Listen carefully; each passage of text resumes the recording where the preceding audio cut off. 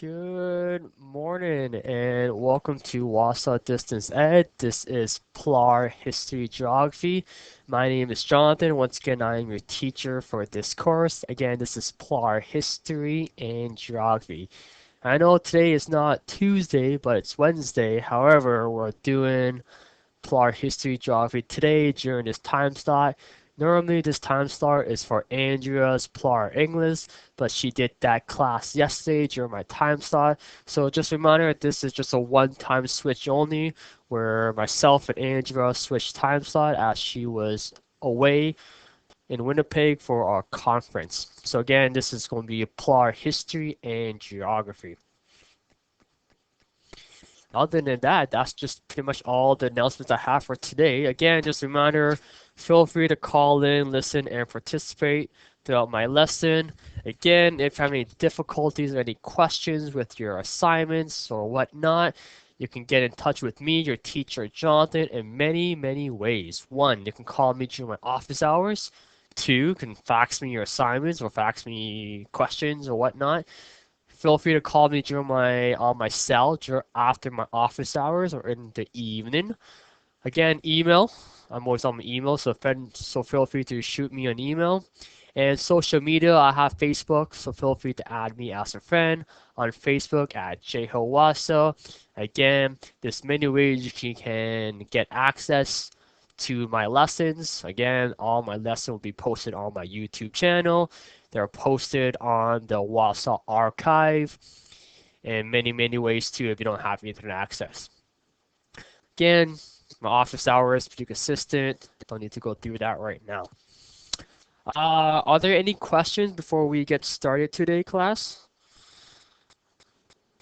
Again, I highly encourage everyone to continue to work on those assignments, work on them, finish them off. That way you'll be eligible to write the tests, and then you can move on.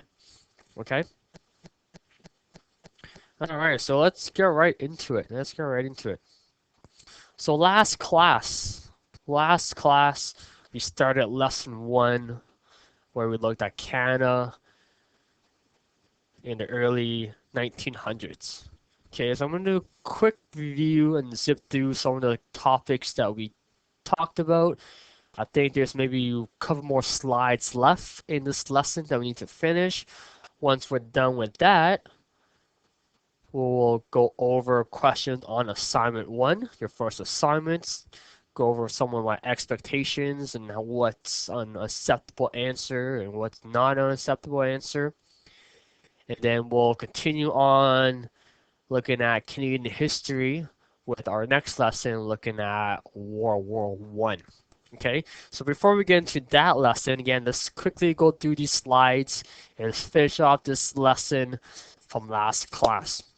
Okay, again, feel free to ask any questions throughout my lesson. Feel free to write it, shout it out, feel free to type it.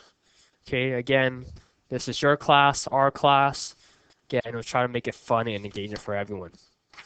Okay, so again, last class we started looking at Canada in the early 1900s, the early 20th century. This is lesson 1 of history. We got through our learning goals. So last class we talked about Wilfrid Laurier. We talked about the Boer War. Talked a little about immigration.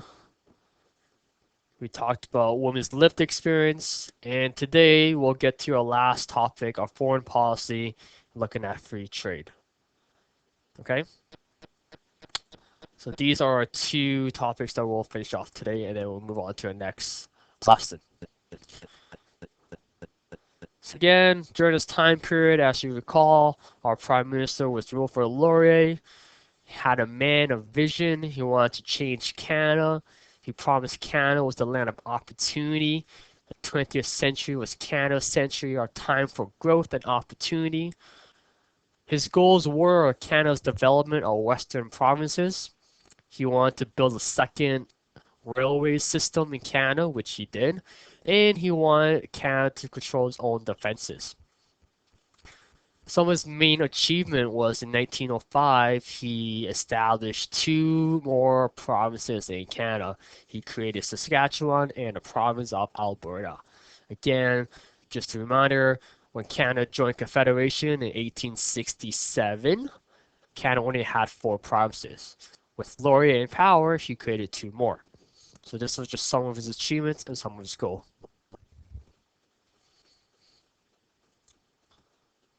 Again, we talked about some fun facts about the Canadian railway system.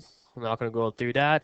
If you want to go through that, just look on my YouTube channel or the Warsaw Archive, and you can check out those lessons if you missed it. Again, we talked a little about, I integrated some indigenous contents. Again, we're not going to go through that. I'm going to zip through that. The Boer War, also known as the South African War. Again, during this time period, Canada was really linked to the British Empire. Pretty much whatever Britain did, Canada did as well. Even though Canada was its own country, Canada still had strong links and ties to the British Empire. So this was the Canada's first war that Canada entered before World War One. Again, lots of links to the British Empire and lots of imperialism. Let's get through this slide. So our Prime Minister Laurier, he promised Canada to send some volunteers, which we did. The main reason why Britain decided to invade Africa because they wanted resources such as gold and diamond, hence why Britain tried to invade. Again, if Britain went to war, Canada did as well. Again, some English Canadian volunteer, which is great. However, during this time period, lots of Canadian French speaking really opposed fighting any war. So pretty much English Canadian decided to go, whereas French Canadian pretty much said no. Again, the significance of the Boer War. Again, Canada's first overseas war. Foreign war increased Canada's sense of identity as an English nation, gave Canada confidence to participate in international events, demonstrated Canada can be its own nation, and again, it increased tension between the English and French Canadians, which we'll talk more about today in today's class. I noticed that we got Sophie for joining us. I believe Sophie's in Fort Hope. So again, thank you, Sophie, for joining us today. Also notice that we got Candice as well.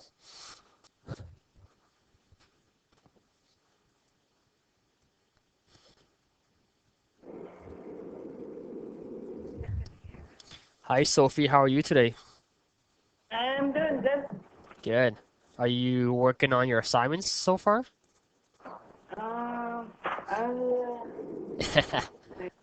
Okay, that's okay. Again, I highly encourage everyone to continue to work on your assignments.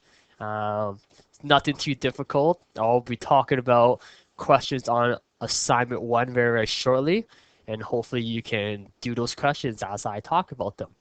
Again, if you have any questions, Sophie or anyone else, feel free to just let me know. Again, I'm here to help. If you're stuck on anything, just let me know. I'm here to help as well. I don't mind taking time, stopping through my lessons and helping out students. Again, that's my job, that's my role, and I do want to help and engage with students as well. Okay, so just keep that in mind. So immigration, again, during this time period of the early 1900s, Canada was booming, it was popping. Lots of people from other countries started to come to Canada. So let's keep that in mind. Canada was a land of opportunity and growth, and lots of people started to come to Canada. However, not many people of different race were treated the same. Hence why we talked about race and racism and went over those terms. So it was not a lot of easy time for new immigrants to come to Canada. So, for example, we talked about Chinese Canadian, where we talked about the Canadian federal Chinese head tax, where they had to pay a certain amount of fee or money to get into Canada, and that Chinese head tax increased as the years went on. So again, it wasn't really easy for everyone coming to Canada. Again, lots of race, lots of racism. They were denied certain rights to votes. They were denied into entering jobs. They were not treated the same. Lots of discrimination, physical violence, abuse, lots of racism started to happen. Again, there were many factors why people started to come to Canada. Mainly, the main reason was the land of opportunity, land of growth. We had a strong economy, technology, agriculture. Things were starting to improve in Canada. Cities were being developed. Major cities like Toronto and Montreal were starting to grow, and that really attracted people from around the world. Again, there's other factors too that we talked about last class.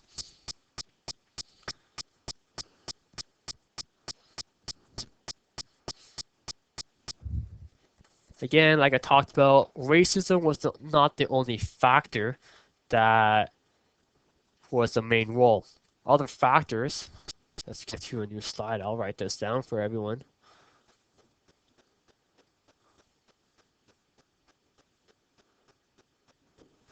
There were other factors that new immigrants come to Canada face as well.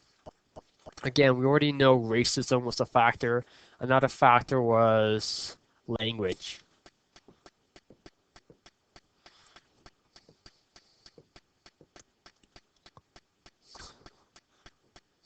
Language. Okay, not many people know English. Not many people could read or write the language that was spoken in Canada. French, for example, was not really common as well. Again, we talked about race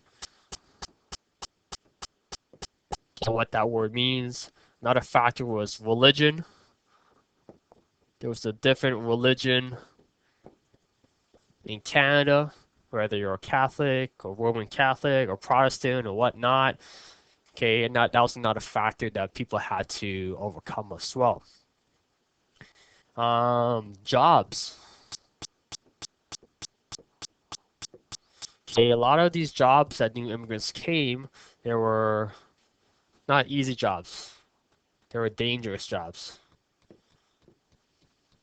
Okay, it could be mining, could be construction, or whatnot. They were paid less compared to everyone else. So again, they were not treated the same. Another factor that was really common in Canada was the cold weather. Not many people could afford, well, you know, heavy jackets, boots, mitts, hats, scarves. Cold weather was another factor as well. People knew Canada was cold, but once they got here, ooh, it was really cold for them. Another factor was farmer. Farming was really huge during this time period. Lots of agriculture, and not many people could afford farmers' tools. Okay, so they had the skills perhaps, but they may not be able to afford tools for agriculture and farming to grow their crops. Again, education. They were denied education, or they had limited education in general coming over to Canada. So all these factors and many, many more were a problem for immigrants coming to Canada. They had to overcome these challenges, overcome these barriers. Again, language, couldn't read or speak the language that was spoken here in Canada. Race and religion, different beliefs and tradition. Jobs, not the typical jobs that you would think, but they were faced with dangerous jobs. Construction, they were paid less compared to everyone else. Cold weather here in Canada, farmer tools, and education. These are some of the challenges, some barriers that people had to overcome while coming to Canada. Okay, your textbook does talk about these challenges and these hardships. There's many more as well in your textbook. Okay. Then we talked about last class. We quickly went over and we ended up last class looking at women's lived experience. We talked about women history. Again, very unique topic when looking at history.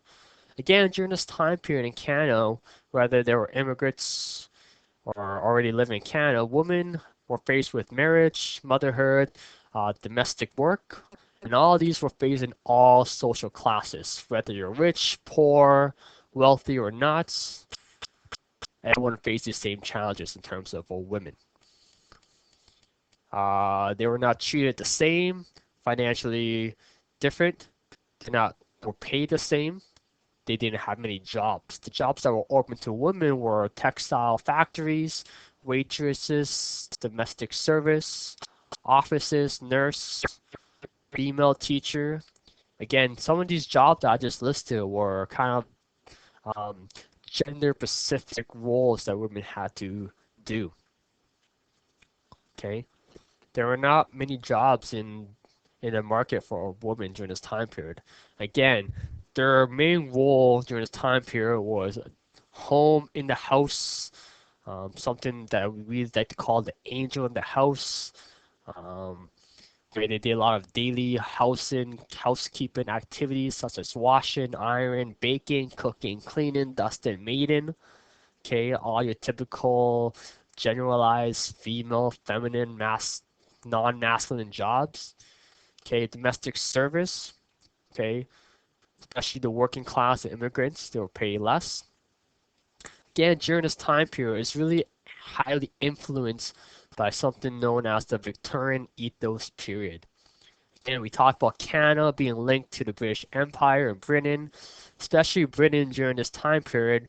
They were known as in the Victorian era, known as the Queen Elizabeth era. Um, and because of this era and this time period, it was heavily influenced by an ideological formulative driven by white Protestant middle class folks of the British origin. This was their mindset.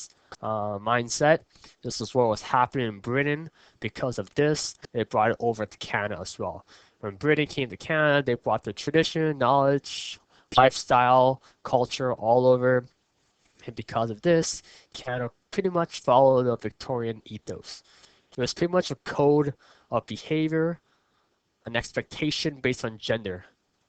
And so, for example, if you were a female or woman during this time period, you were expected to do pretty much, for example, housekeeping daily activities. You were just it was just something that was expected of women to do during this time period. So again, a lot of these jobs, a lot of these roles were gender sphere specific. And as time progresses, you'll see later on these barriers begin to fall, begin to challenge these barriers, and things change later on. But during this time period, this is what was expected for women during this time period. Okay, so that's where we stopped up last class. So today we're going to talk about foreign policy and free trade. So we talk about the Reciprocity issue or Reciprocity agreement. This agreement was a free trade agreement. It was an agreement between Canada and the United States. It was negotiated and happened in 1911. Again, this is a free trade agreement between Canada and the United States. Again, negotiated in 1911. Pretty much the goal was you can trade goods back and forth without paying additional taxes. Doesn't that sound great? In other words, Canada and United States during this time period, they were neighbors, they were partners, they were trading goods, resources, other items back and forth without paying taxes. Sounds pretty good? Well, there's some pros and cons, some goods and their bads that were argued about this reciprocity issue or agreement. So with this free trade agreement, some argue that Canada will become raw supplier for the United States. Canada becomes raw supplier for the United States. In other words, Canada would do all the work and the United States would take the credit. We were do agriculture, we would mine for resources, and the United States would pretty much take all of our supplies. Some argue that. Some other people argue that it was better to trade within Canada instead of our neighbor. Some argue that trading between Canada, we go from east to west to coast across Canada, will be more beneficial than trading north to south with our neighbors. Some argue that, some didn't. But in other words, this agreement did happen. Again, this is just a free trade agreement between Canada and the United States, and the goal was to trade goods without additional taxes. Again, there will be a question about the reciprocity issue on assignment 1. With that being said, let's get to assignment 1. Let's get to assignment 1. So Sophia, if you're listening, I'm going to go over some of the questions on assignment 1 and what are my expectations for this assignment and for the rest of your assignment. Again, class assignment 1, it's not a big assignment. It's only out of 8 marks, as you can see. Okay, so let's get through these questions. Let's go over it so that there are no confusion. So question number 1 on assignment 1 states, what did Prime Minister Laurier and his government push during his leadership? Okay, in other words, what were Prime Minister Laurier's goal? What did he want to do while he was in power? Okay, yeah, remember, right? Full, complete sentences. No slang, no jot notes. Be clear, write neatly. Okay. Feel free to type out your answer if you want. Print it out, staple it, attach it. That works too. Okay. What were women required to do as immigrants? What were women required to do as immigrants? Question number 2. Again, simple 2 marks. Okay. What were women required to do as immigrants? Again, 4 complete sentences as well. Question number 3, name 2 common immigrant hardship. Name 2 common immigrant hardships. In other words, name 2 challenges, 2 barriers that immigrants had to overcome. We talked about that today in today's class. I listed a few, so feel free to jot down some of those. Okay, again, all this are in your textbook as well. Again, question number 3, name 2 common immigrants hardships. And your last question, question number 4, what was the reciprocity issue and when was it negotiated? What was the reciprocity issue and when was it negotiated?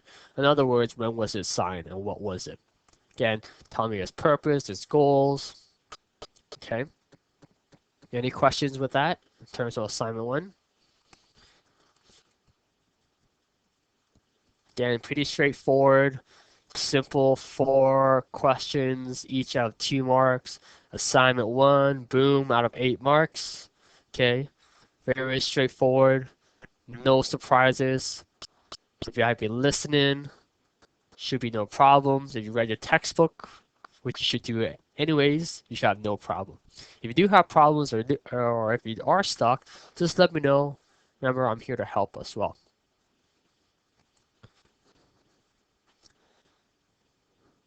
So, an example of an acceptable answer that I would accept. So for question 1 on assignment 1, ask what did Prime Minister Laurier and his government push during his leadership, during his time in power.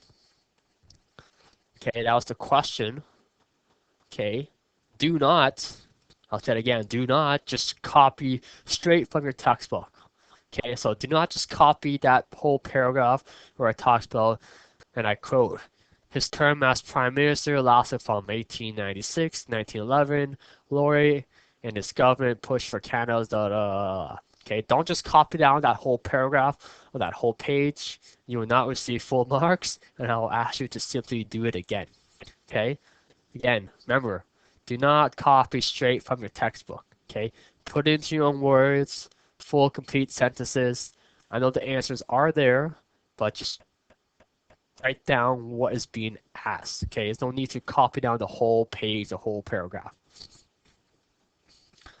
Okay, so an example of an acceptable answer would be, Laurier and his government wanted to improve Canada by pushing for Western provinces development, creating more railroads, and for Canada to control their own defenses purposes. Okay. Okay, clear, precise, detailed, complete sentences.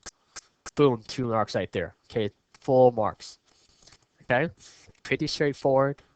Okay, I'm not asking for a lot. Again, these are just simple expectations. Okay.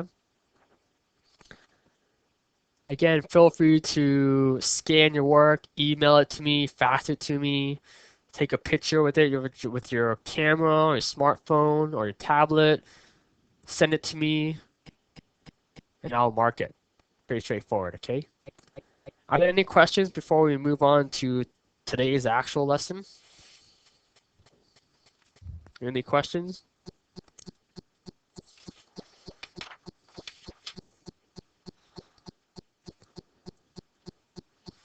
If there are no questions, let's continue. Hopefully we'll be able to finish off this lesson. Again, if we don't, we'll just finish it next class. Oh, by the way, next class is tomorrow. Tomorrow, because it's Thursday. It's Thursday. So let's continue. We're gonna continue class. Again, we're still looking at history. We're still looking at lesson 1. We're still in the time period of the early 1900s, but we're continuing on moving on with our timeline. So today's lesson will be Canada and World War One, which is the time period that lasted between 4 years of 1914 to 1918. Okay, again, this is in your textbook. Canada and its involvement, and its goals, and its purposes during World War One. That is our goal. That is our focus for today and for the rest of the class. So let's get to our learning goals for today.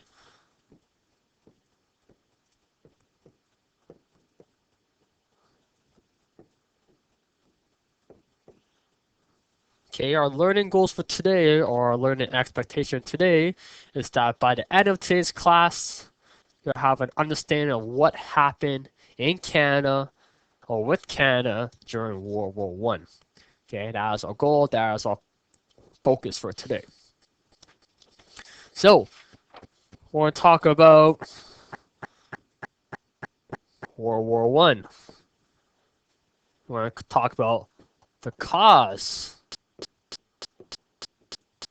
of World War One.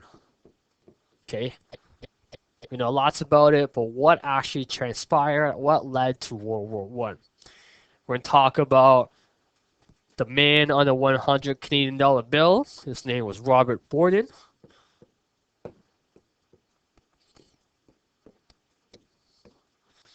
We'll talk about him, or Canada, our prime minister during this time period. We're going to talk about conscription, and what that fancy big word actually means, for those who don't know it. We're going to talk about staying at home, the home front. What Canada did for those who did not fight in World War One. We're going to talk about battles, guns, people dying. And we're going to talk about tax.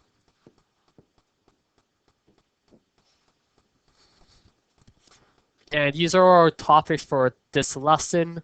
Again, our learning goals are pretty much World War One, the cause of World War One, how it started, what led to it. We'll talk about the Prime Minister during this time period, Robert Borden. We'll talk about conscription and what that means. We'll talk about the home front, the battles that took place during World War One, and taxes. Again, we'll keep in mind that we're talking about Canada and its involvement during this time period. Okay? Questions on any questions?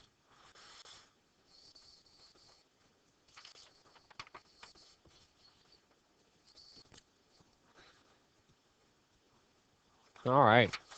So let's get to some background content before we dive into looking at World War One in Canada. So during this time period, Again, keep in mind that we're still in the early 1900s, around 1913, 1912, 1914, around that time period. Okay, so let's talk about Europe. Okay, Europe. So countries in Europe during this time period, there were tension. There were tension. Okay, not everyone was happy with one another. Everyone wanted to be the best. They wanted to be the best. They wanted power. Who doesn't want power? People wanted land ownership. They wanted this land. I wanted that land. I wanted that piece of land. Okay, people wanted everything during this time period, especially in Europe. Okay, countries in Europe more specifically. Okay, there was an unbalance of power. Some countries or some nations were stronger than others. Some were weaker. Okay, everyone wanted to become stronger. Again, during this time period, their mindset was that we want to be the best. We are the best. I am the best. And we wanted everything. Okay, again, they wanted land, acquire land. They wanted resources, money. They wanted everything.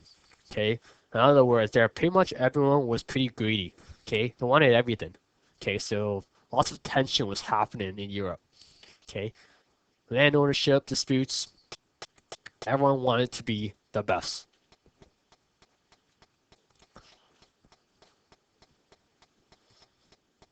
So let's talk about the actual days leading up to World War One and what actually happened. We know that World War One took place in 1914. We just talked about countries wanting to be the best. But what actually happened? Why did this major world conflict started? So on June 28th of 1914, a Serbian extremists assassinated a man named Archduke Franz Ferdinand of Austria. Okay, a group of extremists from Serbia killed a man named Archduke Franz Ferdinand of Austria. As a result of that, Austria-Hungary attacked Serbia. Germany announced support for Austria-Hungary. Germany will support Austria-Hungary. Russia announced, hey, we'll support Serbia. Germany invaded a neutral ground of Belgium on the way to invading France. And as a result, Britain supported Belgium, and Britain declared war on Germany on August 4th, 1914. So as a result of this, this is what led to World War One. Okay. Again, Serbian extremists assassinated Archduke Franz Ferdinand of Austria, shot someone, killed someone. Austria-Hungary attacked Serbia. Germany supported Austria-Hungary. Russia announced support for Serbia. Germany invaded Belgium on the way to invading France. Britain supported Belgium, and boom, declared war on Germany, which led to World War One. There were other main factors that led to World War One. Okay, you may have heard of this. You may have not heard of this.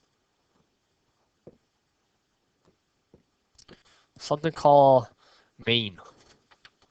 Okay, something called Maine. So M stands for military.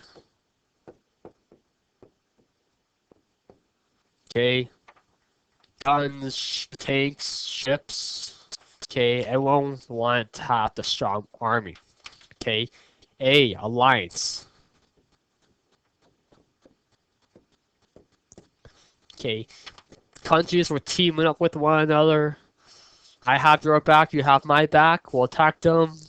Pretty much, if I get attacked, you better help me. If you get attacked, I better help you, kind of thing. Alliance. Okay, teaming up with one another. Okay, especially in countries. I, imperialism.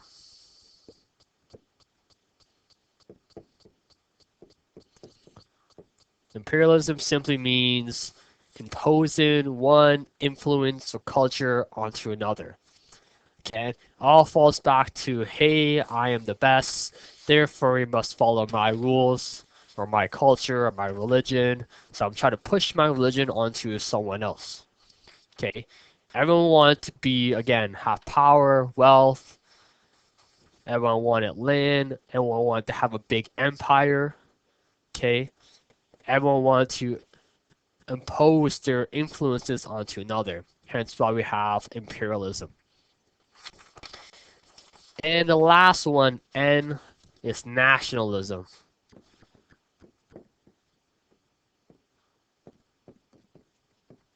Okay, the sense of pride for one country, one state. Okay, again, it all falls back to, hey, I'm better than you. All countries better than you.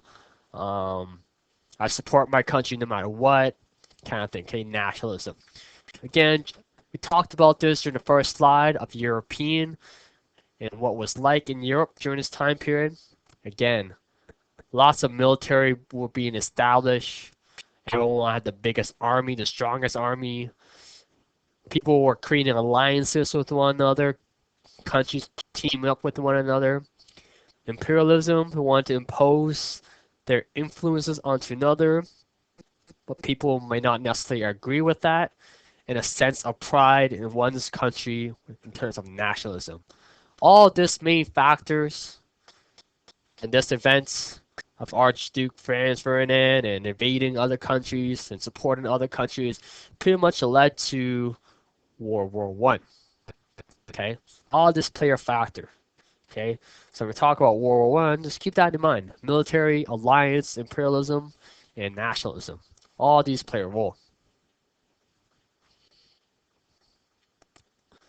So now that we know how World War One started and what led to it, let's talk about who fought. Who fought in World War One? So we have a group. We have two groups or two teams. Okay, two groups. One, we have the Triple Alliance, otherwise known as the Central Powers. Okay, again, this all goes back to talk about it. Alliance. Okay, this all go back to alliance. Okay, where countries teamed up with one another.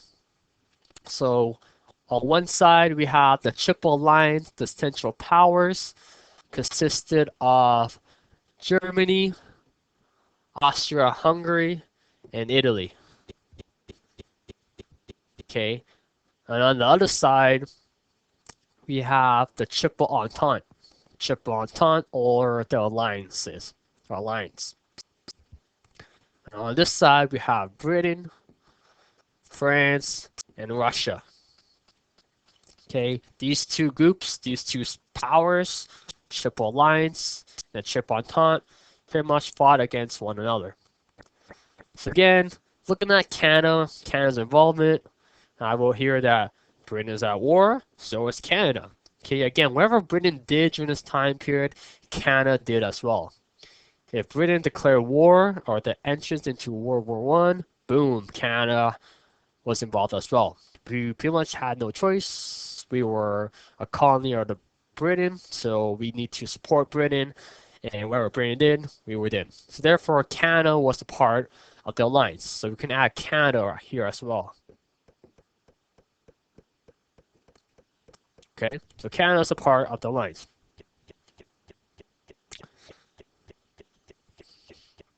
Hopefully that. Any questions so far? Does that make sense? So again, Triple Alliance, Triple Entente. Central Powers, alliances. During this 4-year period, during this global crisis or battle, over 9 million soldiers were killed, wounded, injured during this 4-year period. Okay, a lot. A lot of people died. Okay, not all in Canada, but in total. Okay, almost over 9 million people died, or hurt, or wounded of some sort. Okay, a lot. Okay, a lot of people dying. So on my screen, class, I have a map of Europe. This is what Europe looked like in 1914. Okay, this is what Europe was like during World War One. Note that where is in red, you have the Central Powers. They were pretty much on one team. And whoever was on green were the Triple Entente, or the Alliance. They were on another team. Okay, pretty much green fought red, red fought green. Whoever is in blue, mainly the Scandinavian countries such as Sweden, Denmark, were not involved during World War One. They were neutral. Okay, they did not support anyone. They stood out of it. They were not involved during World War One. Okay, so keep that in mind. Triple Alliance, Triple Entente fought against one another. Okay, this is what Europe looked like during this time period. Things will change at the end of World War One. You will see shortly. But before that, let's get to this man. The man that's on the Canadian $100 bill. So again, if you reach in your pocket or your purse or your wallet and you pull out a Canadian $100 bill, you'll see this man on it. Boom, Robert Borden. Okay, now you know who he is. He is Canada's Prime Minister during World War One. Okay, Robert Borden. Canada's Prime Minister between 1911 and 1920. So how he came to power is pretty simple. He fought against, or came up against Wilfrid Laurier. He pretty much promoted that. He pretty much used the Reciprocity agreement or issue against Laurier, saying that it was not good, it wasn't good for the country.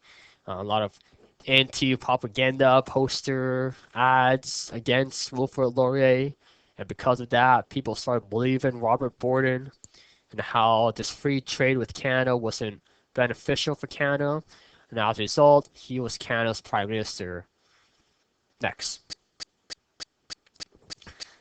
So Robert Borden, again, we know that he's Prime Minister. During the war, World War One, he promised British support and help in the war efforts. He agreed with that. So whatever Britain did, if you need help, Canada will help. However, Canadians, when called upon, our Canadian citizens, they were afraid of dying. Who's not afraid of dying, right? Going to war, going overseas to a foreign country, fighting for a country. People were afraid of dying. Not many people stepped up or supported. Some did. Some had that proud sense of Canadian nationalism, our country that we want to fight for. Some pretty much said no. It's like, nope, didn't want to fight. English Canadians, some volunteered, some didn't. Whereas French Canadian pretty much simply said no. They're like, we did not want to fight. This is not our battle. This is not a war that we want to go up against. Okay, they pretty much said no. They pretty much said no.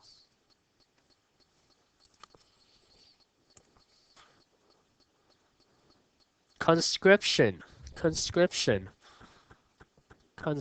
There will be a question on assignment 2 about conscription, by the way. Since Robert Borden, our Prime Minister, did not get many support or volunteer to fight for the war, he decided to create something called conscription. Okay. Again, some volunteers, some didn't, so he decided to create conscription. What was conscription? Pretty much a mandatory, compulsory military service. Pretty much, you had to go to war. Okay.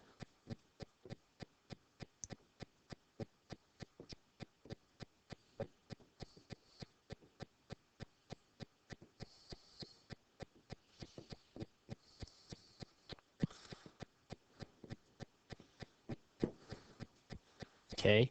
Remember that Britain is at war, so is Canada. So he created something called conscription, where Canadians pretty much had no choice and you had to go. So pretty much enforced, it was a mandatory, compulsory, you had to go, can't say no. It forced young men aged between 15 to 44 to join war, go to military service, and fight overseas in Europe. You had to go. Okay, no questions, no ifs, buts, no, you had to go. Okay, this is what's conscription. Very controversial issue in terms of Canadian history. Some agree with it, some disagree with it. Okay, but Robert Borden enforced this. He created this, and you had to go. It had to go. Okay, it was the main reason why it was created was that French Canadian opposed it. They did not show up when called upon. Even with conscription, and people had to go.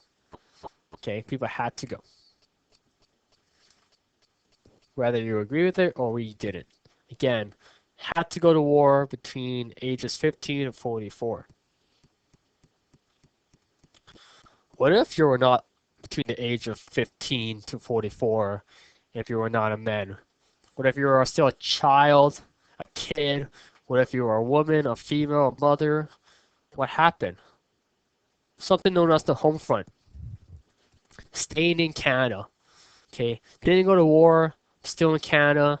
However, Canada's involvement during World War One was significant. Okay, whether you fought in the war, in battles, or you stayed at home in Canada, otherwise known as the home front, staying in Canada. So at home in Canada, people, children, men who didn't qualify, women, okay, these are all people known as the home front. Okay, so what they did was that they stayed in Canada and still make huge contribution, such as they produce foods, weapons, clothing, created medical supplies, shipped over for our troops overseas. Okay, so again, Canada was huge contribution during World War One. Okay, so everyone played a huge part. Children, men who didn't qualify, women of all ages. Okay, they worked in factories, produced foods, created more weapons, clothing, medical supplies to aid our troops overseas. So everyone played a huge part during World War One.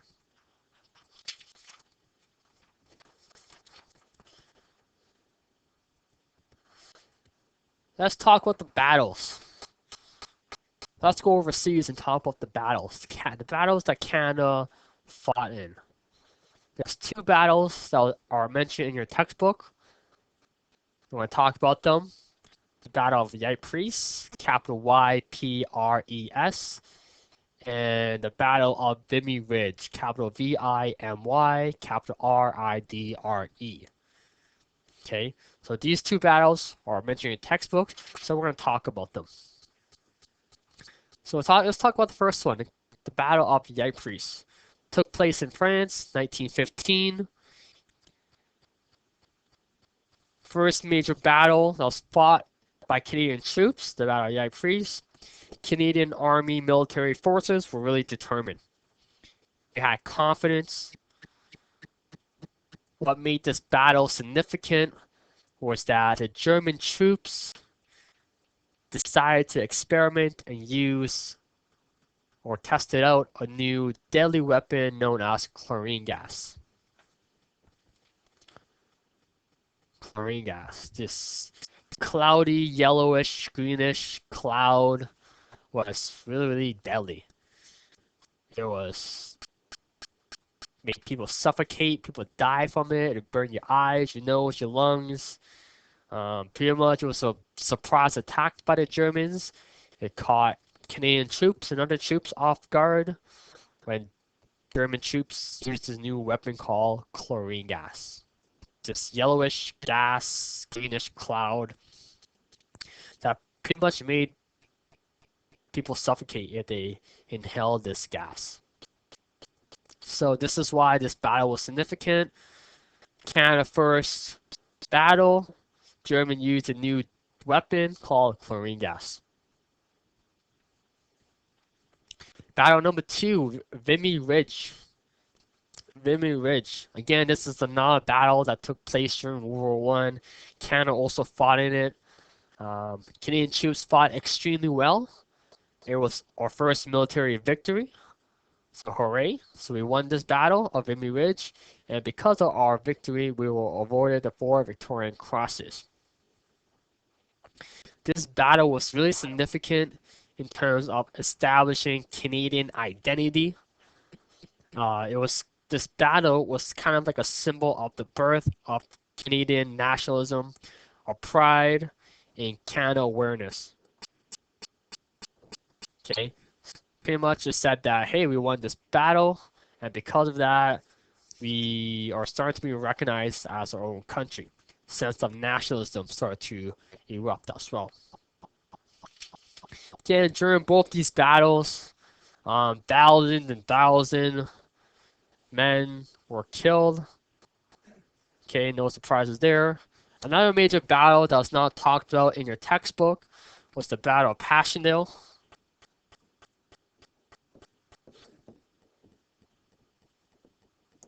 Okay, this is another major battle that took place during World War One.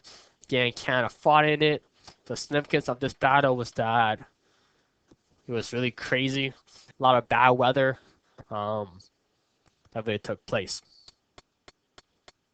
Again, just some note on some of the battles as well. Again, on assignment 2, there will be questions on some of the battles, what their names were, and their significant. Why are they important? Okay? Battles took place not on land, it took place in the sea, the ocean, in the air, airplanes too. So crazy, just crazy. Lots of battles, lots of people dying. Okay? I think we're gonna stop it here for today. We'll finish up this lesson tomorrow when we are back together because it's Thursday, our normal time slot. Okay. Sophia, I know you're on the line. Are there any questions, Sophia? Do you have any questions right now? Hopefully you're still there, Sophia, in Fort Hope. No, I don't have any questions. Don't have any questions? Okay. Does everything make sense though? Like, do you know what to do in terms of your assignments and what it's asking and my expectation? Yeah. Okay. So, Sophia, you should be able to now finish lesson assignment 1. So hopefully when you get a chance, hopefully you can try those questions, attempt those questions, and then once you're done the assignment, just send it to me. That way I can mark it, give you feedback, let you know what you're doing great, what you can improve on, and so that you're on the right track. Okay? All right. Do you also have Facebook, Sophia? Yes, I do. Do you want to add me as a friend on Facebook? Feel All free, right. feel free to add me as a friend at jhowasa, capital JHO, Wasa. I think. Yeah, I think I did add you. Oh, okay. I think you did too. I think you did too. But I'll double check that. Again, Sophia, if you have any questions when you're working on your assignments at any time, just send me a message. Inbox me on Facebook. Um, Let me know if you have any questions. Remember, I'm here to help. If you're stuck on something, let me know. I'm here to help. Okay? Okay. All Perfect. right. So yeah, again, I highly encourage Sophia and everyone else to continue to work on your assignments. Okay? Are there any other questions before I call it a day today? Again, reminder, we're back here again tomorrow, back-to-back days with lesson. We'll finish off this lesson about Canada during World War One. I'll talk about questions on assignment 2, and then if we have time, we'll start the next lesson. Okay? Any other questions, comments, concerns before we call it a day? Again, I want to thank Sophia Yellowhead and Fort Hope for listening and joining in. I want to thank everyone else. And if there's no other questions, I'll see everyone again tomorrow. Have a good day.